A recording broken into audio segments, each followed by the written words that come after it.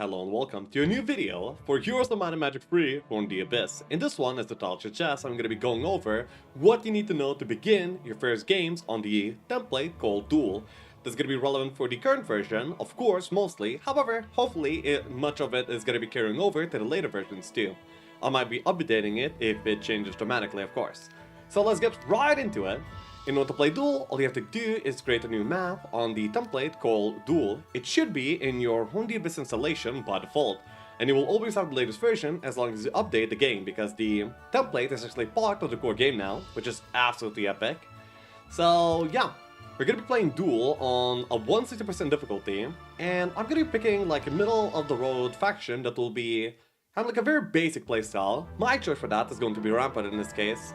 Now, for Rampart, you want to be picking Ares, because Ares is going to be like the best hero available, because he has Scouting, which is one of the best skills in Duel.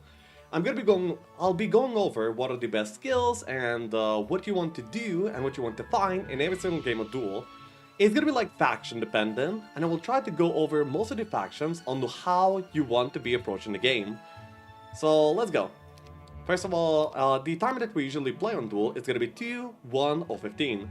This timer is actually like pretty high, well I mean pretty low for new players, so if you're new I would suggest playing like a slightly longer timer. For example, we can do in this case 4 minutes, I mean that's actually 3 minutes for the initial time, then 2 minutes for every single turn, and then let's say 30 seconds for every single battle. This would be considered like a really long time, but if you're new this might be actually just the thing for you. Of course, you're going to be having an opponent that you're going to be trading against, or you could be playing against an AI as well, just to get, you know, some practice in, basically. Then we're going to be beginning the game with tournament rules on, and simultaneous turns usually at 1-3-1 at the very least. Could you be having more if you're new?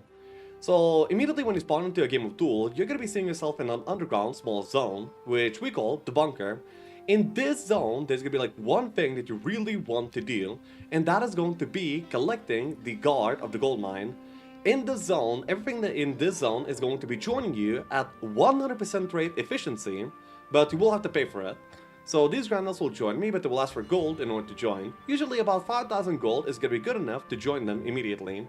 So apart from getting the gold mine guard and the actual gold mine, what you want else to do on this map is going to be to collect some base amount of knowledge. And we can see there's going to be plenty of knowledge buildings scattered around here.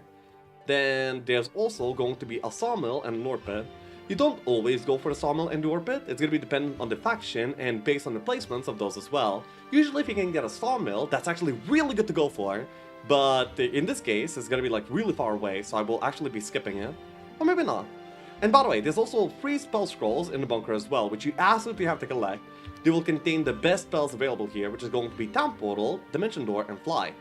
So let's collect all the spells. So I think that the best pathing is gonna be going from left towards the right.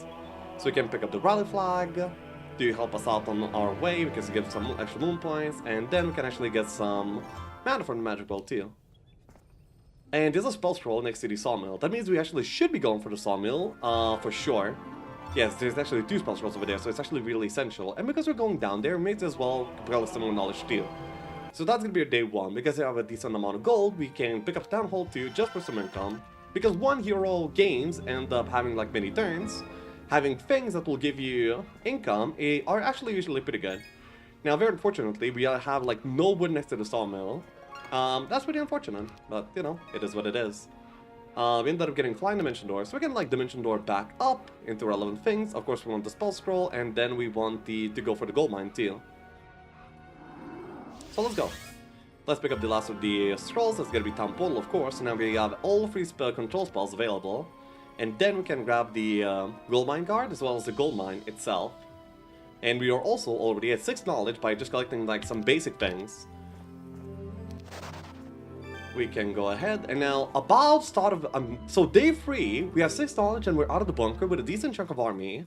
That is a pretty good timing. So now in the overground you have like a very basic layout for your zone. You're gonna be having a town in the corner always, and then 2 more towns in the corners of the zone. Your zone is a triangle in the corner, okay, always. And at the ends of the triangles, there's gonna be a town each, and then in between these two corners, there's also like a town in the middle, which is gonna be of your own starting faction, which is gonna be Rampart. And there's also you're also guaranteed to have a conflicts town in here too, which is gonna be primarily sometimes the way that you get your schools of magic. Now, speaking of schools of magic, the most important thing that you do in order to increase your efficiency in this template is going to be getting expert level control spells. So currently we have Dimension Door, Time Portal, and Fly, but they're basic level. It means that they cost a lot of mana, we cannot use them as well as we otherwise could, and they also, yeah, we can only Dimension Door once, and we cannot choose the town where we're going to with Time Portal. That's like pretty bad.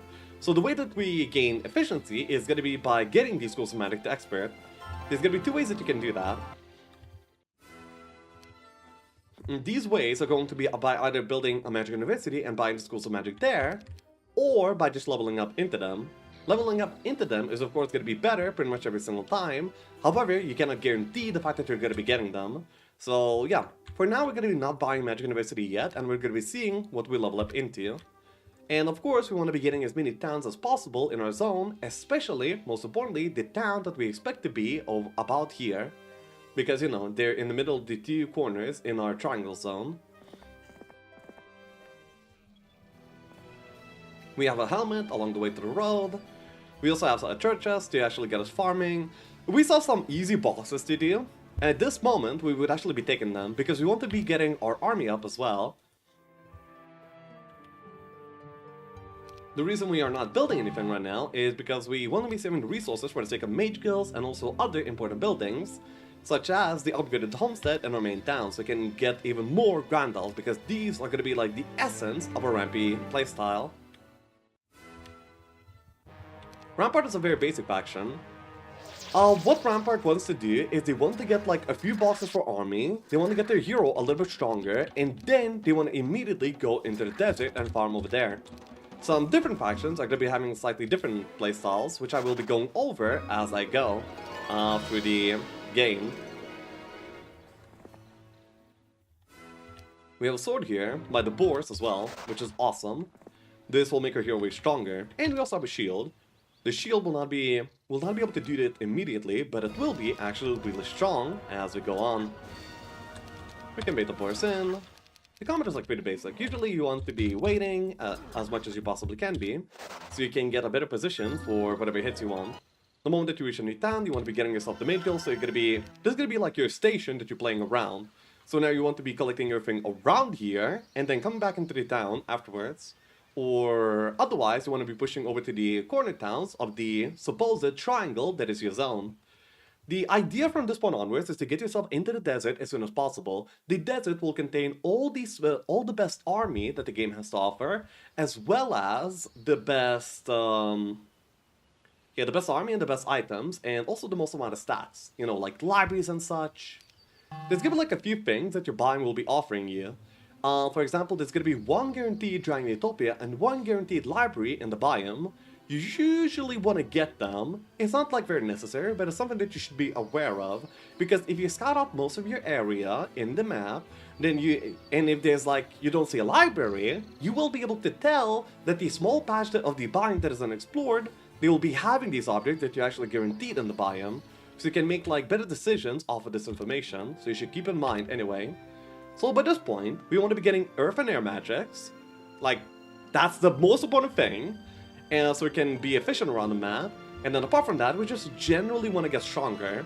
I think that the very good way to get stronger is going to be going for these bosses over here that we have, though they might be a little bit difficult, but we'll see. We're going to be buying out whatever army we can, which is going to be the base army from the town, and also more else as well. Then I think a very good way to go is going to be the genies over here. Genies are pretty squishy units, so they die pretty easily to the Grand Elf shots. And so, I think it's going to be like a very good, viewable fight. It ends up being like a pretty high amount of them, but still should be not exactly a problem. Just slight difficulties. We probably want to be supporting ourselves with some magic arrows too, even if we don't do a lot. It's like a nice little bump in terms of our efficiency. And of course you want to be protecting your shooters, always. They suddenly start wanting to cast more than hit. That is fine for us. Losing some army in the process of getting even more army is most definitely acceptable. More than acceptable. You want this. Well, I mean, no, you don't, of course, ever want to lose army, but you're certainly okay with it.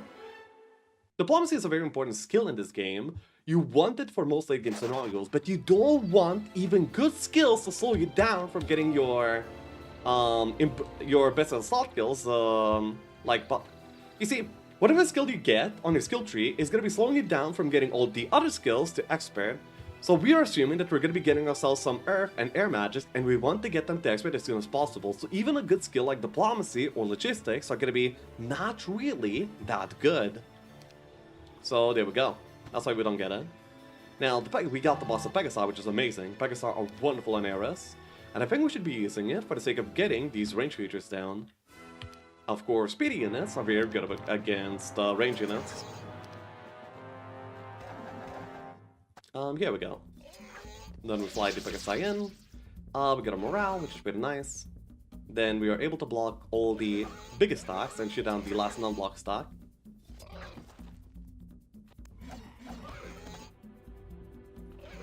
We can just hit them and then finish it with auto combat. In order to finish a fight with auto combat, you should be clicking the hotkey for that is Q. And that's something you should be using for the sake of dual gameplay, because the timer is one very important resource here, and you want to be optimizing to the best of your ability. And finishing like one fight with quick combat is going to be one of the ways that you can actually optimize. So right now we're looking for quite a few skills. We would be okay with the logistics right now, but of course we want earth and air. And I think the best way to get that would be to go for the university over here. I mean, this university could be like way cheaper than the one in the conflicts town, both like in its availability in terms of area and also based on the expenses too. So yeah, this is a pretty good objective. We end up finding nothing. Offense is a decent skill, but it's like a supplementary skill. It doesn't get you to be more efficient around the map, and that's why we don't like it here. So okay, I don't think we should be building into much. Most usually, building in Duel is there to get your creatures upgraded. Upgrading creatures so they like stack up into a single stack is very important, but building up creature income is going to be like more specific to like a specific strategy or the playstyle of a specific faction and so on. So once again, we have speedy creature power stacks, so we're going to be going for range army. I mean, range fights are not really that problematic for us at all, and that is nice. Of course, we end up bleeding some, but it's not too high. Kyunta will do a good job, and we get a level up of water magic and archery. Archery is a very niche skill. It's like pretty specific to certain scenarios. Water is almost always good. It's not a skill that you want to have early on into the game, but it's certainly a skill that you want to have in general. So we want to get more experience so we can, get more rolls for level up so we can find the skills that we need, which is going to be earth magics and air magics and possible logistics too, but we'll see. That's a good chunk of experience over here. If we will not be getting our schools of magic sometime very soon, then we will be going for the sake of the Magic University over in the Conflicts Town in order to secure it. Air magics. Okay, so we scored 1 out of the 2 very important schools of magic. Now, we are still missing earth magic, but now that we have one of them, we are in a much better scenario.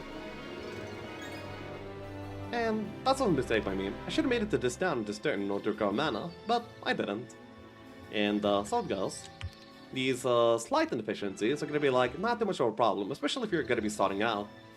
Now, building up like some army income, or rather preparing some creatures to be upgraded for later, is a good idea. And also you want many marketplaces too. Marketplaces will allow you to... The more marketplaces you have, the better your trading efficiency is, as in you can trade at better ratios. And these ratios will be helping you a lot throughout the game. So you want to be getting all the marketplaces in the game as soon as you possibly can be. So... But then again, you don't want to be spending so many resources that you can't get like other essential things, such as, for example, a mage guild. And a mage guild is exactly what we'll be wanting right now, so we're going to be saving the wood for now, still, and we roll into earth magics. We didn't get the schools of magic as like immediately, But we got them in the end, which is amazing, which is exactly what we want. So now our skill tree is looking good. Now we want experience. And experience is going to be gained by killing beefy creatures. So if you don't know how it works, for every single HP worth of opponents that you kill, you actually get 1 experience. So creatures that move slow but have lots of HP, such as dwarves, zombies, nagas, are going to be very, very good for farming experience. So that's why we see zombies guarding a box. We want the box and we want the experience, so this is like a really good objective to go for. We can cut a little bit and yeah, make short work of this fight. Bleeding a few dwarves is whatever. Of course, if you're going to be wanting to be efficient and good, you're going to be minimizing bleeding to a minimum. And we get 50 more dwarves, putting it at 150 dwarves, which is actually a good pile stack. Speaking of pile stacks, whenever you're going to be playing a game, you want to deduce what your pile stack will be and invest into it. Investing into it will mean that you probably want to upgrade them. You want to be taking boxes that will be looking like more of that same type of army, and you also want to bleed as little of them as possible. Because dwarves, our pile stack, we are going to be building up the dwarf cottage so we can upgrade them a little bit later. That is going to be very important. So then we make ourselves fast by putting out only the fastest unit in the army. So if you didn't know, in Heroes 3, the way that it works is that your movement points are actually based on the slowest creature in your army. So if I put my slowest creature on my hero and I will garrison all the other creatures, then my slowest creature will be speed 9 in this case, because of specialty by the way. And that will give me way more moves for the new turn. As you can see, I'm going to be having 1900 moves for the new turn, but if I had all my army on my hero, I would be having 1500 moves instead. So by doing this one simple thing, we actually get 400 more moves for the new turn. This is one of the big reasons why we end most of our turns in the castle rather than outside of it, is because we can gain many moves by doing so, among other reasons like the Mage Guild, mana recovery, and safety. So now I think we're ready to skip the turn. And also, the hotkey for garrisoning all army except for 1 unit is going to be Control, Shift, Alt, Click. And there we go. We are going to be faster than the turn. And by the way, you're going to be completely safe sitting like this. If the opponent were to attack, my army will fall in and we'd be defending altogether. So now we want to be getting more experience to get these schools of magic up. That's going to be like the main priority. The Master Genius over here are looking like a top 5. However, Churchyards are easy pickings for like a lot of experience. As I said, you gain experience 1-to-1 ratio to the HP of the units that you kill. And zombies have a lot of HP, so this is going to be perfect for us. Let's go. Of course, we want to be getting more army, but the getting army is going to be like way easier when we're going to be able to travel around the map effectively, rather than having to walk everywhere slowly. This is going to be advanced advantage. I kind of want logistics, but I think that getting the Schools of Magic up to Expert is going to be like the biggest boost in the game that you can have. So getting that done as soon as you possibly can is going to be very vital, very important. Bless here is going to be making us kill the dwarves like way more effectively than we otherwise would. So that's going to be nice. Easy no losses. We get a Crown Supreme Magi, which is part of the Ogre Fist item set, which is somewhat good, but a little bit niche. Usually way late game is going to be when it's useful, so you don't really care about it right yet.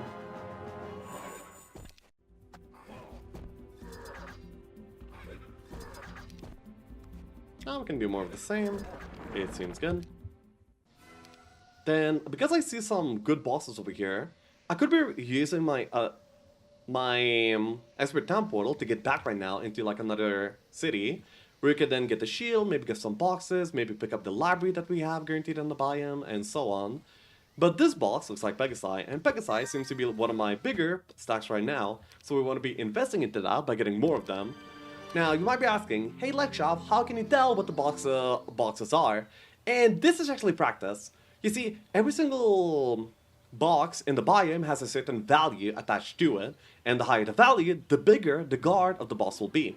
So when we look at a boss like this, it's gotta buy a Frong's Price. So we know this is gonna be dwarves actually, every single time. That is because the box would be... The guard of the box for the sake of centaurs would be lower, and the guard for Grandals would actually be higher. So we can kind of deduce that it's going to be dwarves. You know, just to prove a point, I could just go ahead and take it like real quick. Actually, 134, that's a lot. But as you can see, dwarves. So yeah. In very similar fashion, I can use my practice to deduce that this is at least Pegasi, but probably not quite Dendroids, meaning that the boss is actually exactly what we want this to be. Grandals and Pegasi are where the power of the Rampy is. Actually, dwarves are really powerful too, but I don't like them personally. So I tried to go for other power stacks whenever possible. Yes, we bleed some Grandals away, but it's gonna be worth it in the end.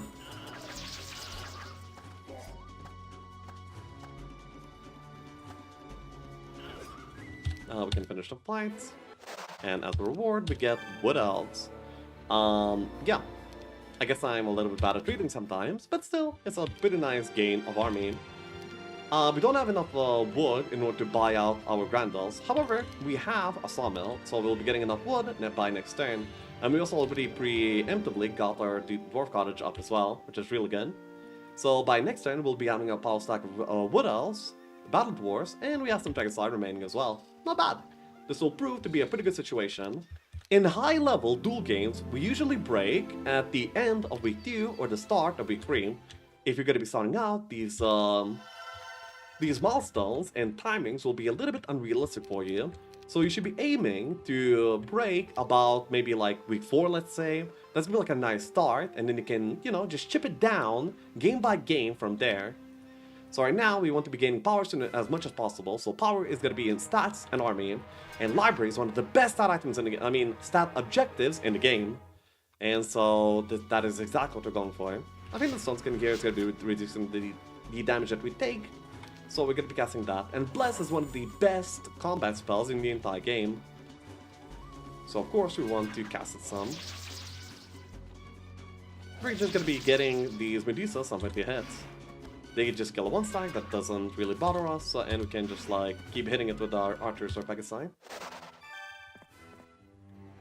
We are 2 levels away from getting expert air magics, which will make us all so powerful, and we are still missing 1 town in the biome, which is going to be the south town over here. As you can see, the triangle shape of the biome is already almost visible. Of course, this triangle is going to be not perfect, it's going to be a little bit rigid, and you know, it's going to differ map to map. But the general shape still remains every game. After we're here, we may as well pick up our dwelling as well. And we are only... Yeah, we're still looking for the level ups for the sake of the air magics. The Gorgon box is all looking pretty juicy, so we are, you know, by now successfully building up the hero, building up the army, and also getting some control on the map. Treasuries are really good objects. They give you some gold, some experience, and yeah, that's like just solid. Once again, I get offered logistics. That is the next skill that I want to offer after the ones that I complete. It's greedy to skip it. However, getting the second dimension door online as soon as possible is going to be the best thing that we can do. So that is exactly what we go for. We get 40 more Wood Elves, 50 more Centaurs, which is amazing. And we are about 1000 experience away from Expert Dimension Door. Right now, I would also like some wood so I can build up all the marketplaces. As I said, the trading rates will get you to be able to do almost anything. You know, in terms of like buying things. We see a Kuras in a biome, that's not bad, but also nothing special. As said, I want wood, that's why I go for this, and we have a Dungeon Town too. Dungeon Town is notoriously useful for the sake of the Mana Vortex, of course. And it's about to be week 2. So I feel like our hero is almost good enough, and our army is going to be about good enough to go ahead and do the break.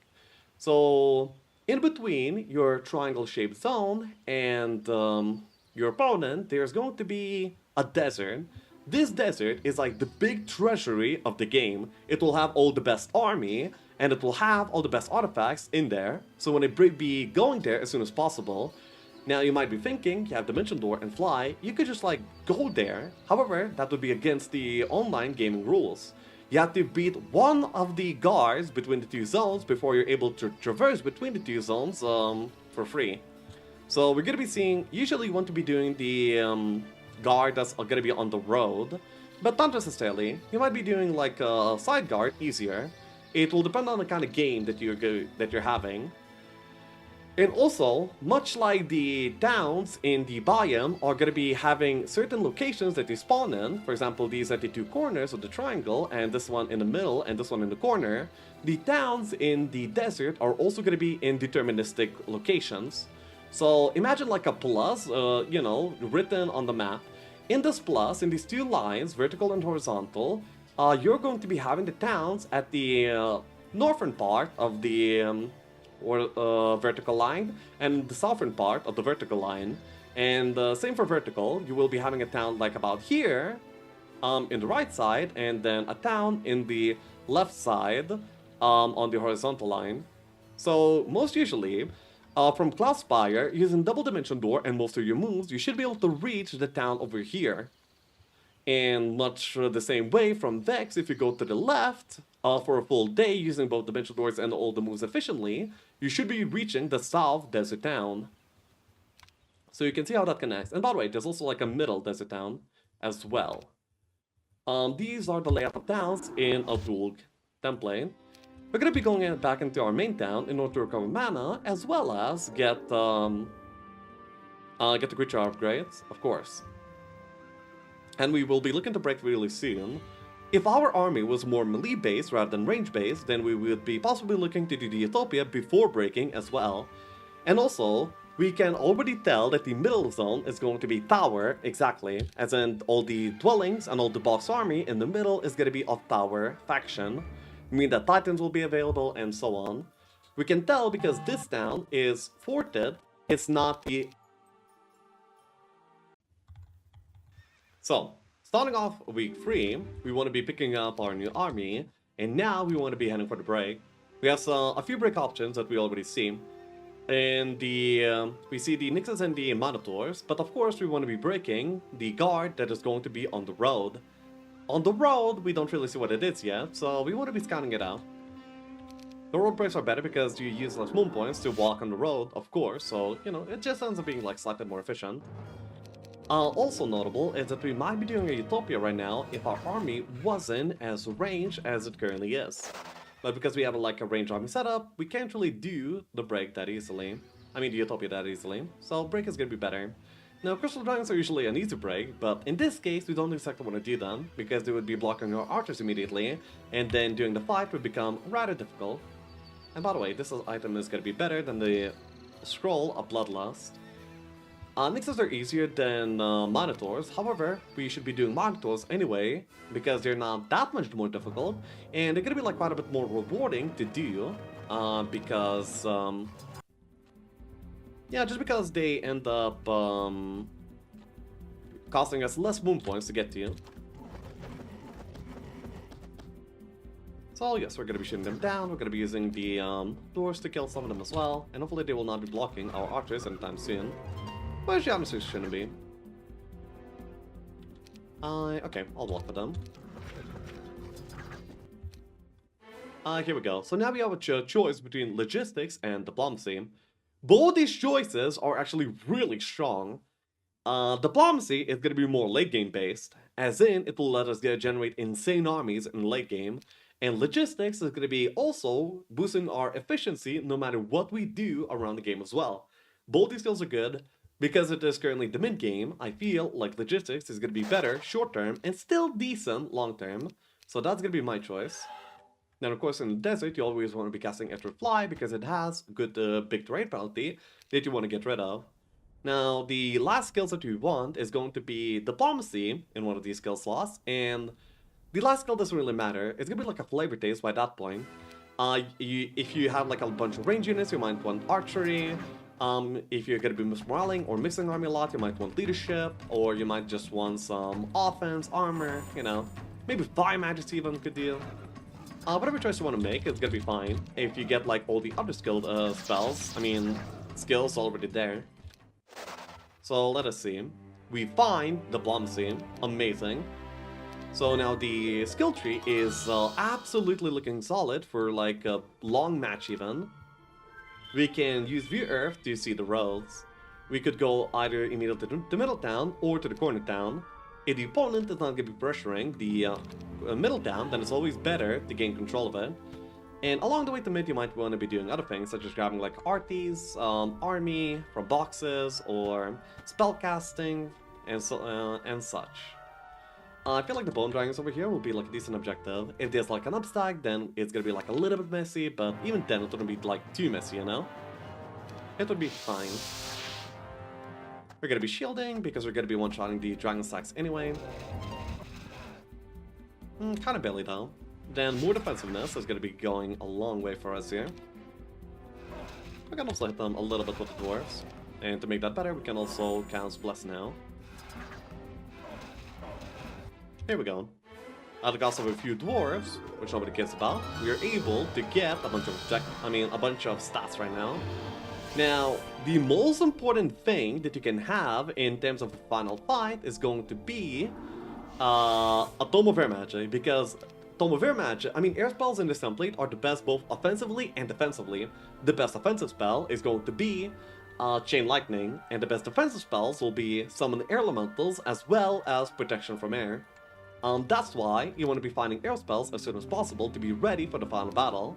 Apart from the air spells, many like basic things such as army and stats are going to be like what you want for the final battle as well. So now we get the middle town. We are finally here, and if you're here first, then you are already well on your way to win a game of Duel. Because right now, you should be having control to most of the best objectives that the map has to offer. Big boxes for army, stat artifacts, and so on, spellcasting artifacts, and such. Of course, we want to be getting a mage build here in order to recover mana. And now we can, check our surroundings with the lookout tower, because this is tower. We see a Tome of Air Magic, wonderful, that's exactly what we want. And then we see some army bosses, here and here. We might wanna... the sooner we get the Tome of Air Magic, the sooner we can actually just end our opponent and put them out of their misery. A little bit later, I will be going over what specific factions generally want to do in a game of Duel. Okay. So, actually, yeah, let's just go for the Tome of Air Magic and then take it from that place. We're gonna be bleeding a lot of army here, by the way. We're okay with this. Because what I'm getting here as a reward is going to be better than some measly elves, Well, of course, having the elves remaining and be alive would be nice. And we could actually save them by just taking like a few other fights before. But still, this could be good enough. I don't really want... I want them to hit the dwarves, actually. Like the ones that are blocked, so I'll be placing carefully so that happens. Here we go. Most point you enter just does a good job. We keep most of the army alive. Oh yeah, we also want to be flying. That's my bad. Then we can equip the Tome of Air Magic, and now we have all the best spellcasting available in the game. There's also a ton of curse to make our Chain Lightning way better. This is most likely going to be a Naga box, so perhaps actually a little bit smaller. We shall see.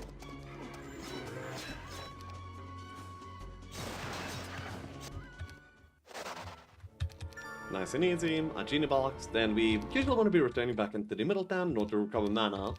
So the way that from this point that you would be building up like a huge force of army is going to be like a few ways. One of them is going to be to use the Bomb Sea in order to diplo creatures straight up into your army. In the desert, you only diplo at 25% efficiency. As you can see, these elves will probably be joining, but they're only joining 25% of them. In the side zones, things are going to be joining you at 50%. So if you want to use the Bomb Sea to get an army, you should be going into the side zones. These zones are going to be only having one town in the middle, like this one, and they will also not have any roads. And they're the same shape as our starting zone. They're going to be like another triangle. If you view Earth, you can see their layout exactly, and the town would be about here.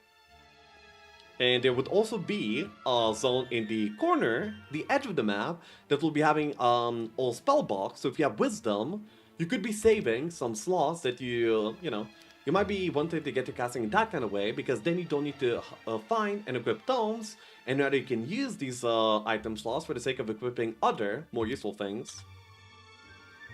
So now we can skip another turn, while making ourselves faster, of course. Then we can collect a little bit more army, a little bit more stats, and dispatch the opponent.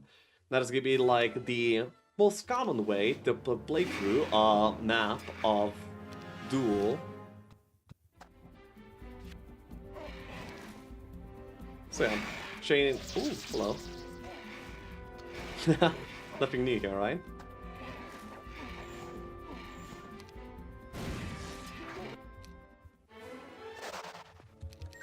And we have a Titan box, amazing. So that's why middle is so good. It has like very good ways in order for you to build army and stats on your hero. Of course, we realize that we're going to be losing some army for the sake of the fight here, but still, I think it's going to be useful in the end. Don't mind bleeding some army, get some Naga Queens, then we can go for even for the Arc Devils if we want to. Let's say we want to, why not? Why not? Well, we bleed a lot of army, but... Seems fun enough. I would like to move the Naga Queens away and chain them, but... clearly I'm not going to be able to do that.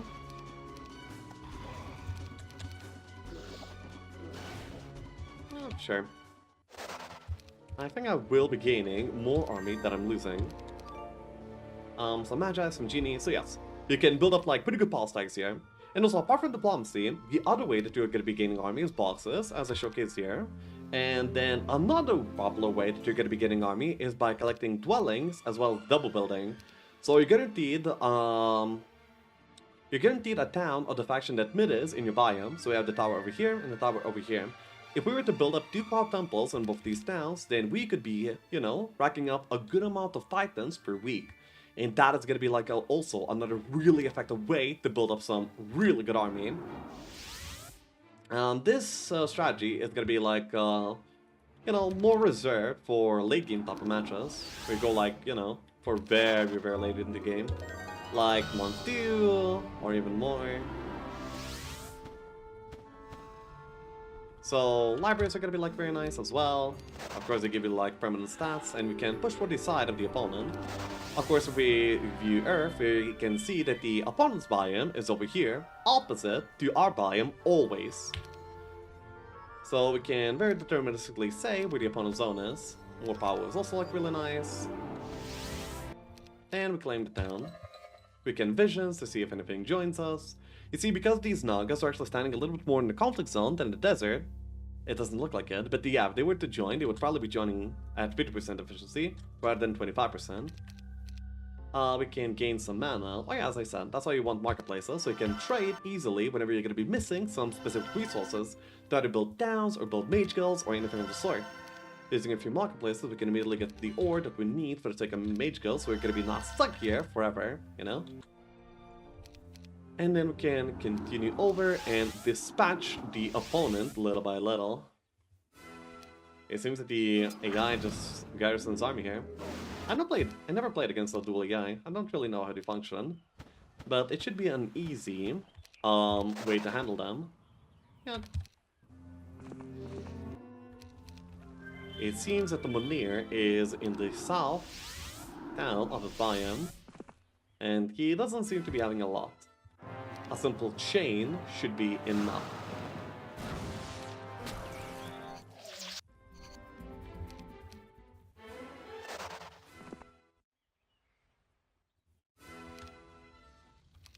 There's another town remaining, and that is of course going to be their starting town, which they have in the bunker. So we can head over to the bunker and finish the game once and for all. Seems like the AI didn't collect anything, such as these spell scrolls over here, or even the mines. Congratulations, all your enemies have been defeated. Victory is yours. And now I'm an enhancer. Okay. Sure. So yeah, this is my first time beating a dual AI. That's something. We can load the game back up and use a few cheats in order to see what's going on here, okay? So, for example, one popular way that you would be playing the game, as I said, is going to be diplomacy. So if you were to take like a little bit of army initially, you could do utopias very easily as well. And in these utopias, you're going to be finding, you know, gold and artists. The artists could be either usable, or you could sell like the rest of them and gain a really good amount of gold that way. And now in the side zones, you're going to be having things such as, you know, big fights. And these big fights could be actually joining you as army for you. So we could cast visions, and then we could see these titans here are not joining. But for example, these Nixes are joining, so if you want the Nix stack, then these Nixes are going to be like a very, very good for you. And the biggest joiners are usually in the bunker. As you can see, these fights are really, really big. Like 133 Freedies could join me immediately. If the mid was Inferno, and I could get some Freedie boxes, then I could build some, and then join another 133 Freedies, that would be insanely strong. So that's gonna be a very popular and good way to get an army. And there's also Psychic Elementals are joining, and even Angels that are not joining yet, because I'm not powerful enough, even with this many Archangels.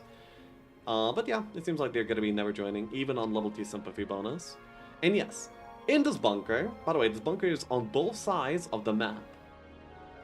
And in this bunker, you're going to be having a box that is unguarded. This box, if you have Wisdom in the spellbook, it will give you every single spell that's available in the template. It is really powerful to have this, and whenever you have Wisdom and you go late game, you really want one of these two boxes that are on the map. And then also in this bunker, you also have like some boxes being guarded by a big guard as well. This is going to be neutral army. And most usually this neutral army is not really good. However, if you were to have a single box and nothing else, then that would be a guaranteed Aether Dragon. And an Aether Dragon is amazing utility. Unfortunately, we did not have an Aether Dragon in this case. So yes, that is pretty unfortunate. Another thing that I think I forgot to emphasize is going to be the importance of scouting skill. Apart from earth and air that are basically necessary for you to even maneuver around the map, the next best skill will actually be scouting. Because scouting allows you to see like way further out, and that will give you the information that you need in order to make like optimal decisions on where and why you should go. So yeah, I think that covers like a pretty rough guide of Duel. I think there's gonna be like very many things to mention, however most of the things that will be actually easy for you to learn as you go. If you have any questions about specific scenarios, then you can come around to my Twitch stream. I stream every single day over at twitch.tv/Luxshav, so feel free. And then also I want to be going over the strategies of every specific faction in Duel template. These are going to be general strategies, not rules on how you should play. So if we go over to new game, single scenario, and we open up the faction sheet, I'm just going to be quickly talking over what a certain faction does.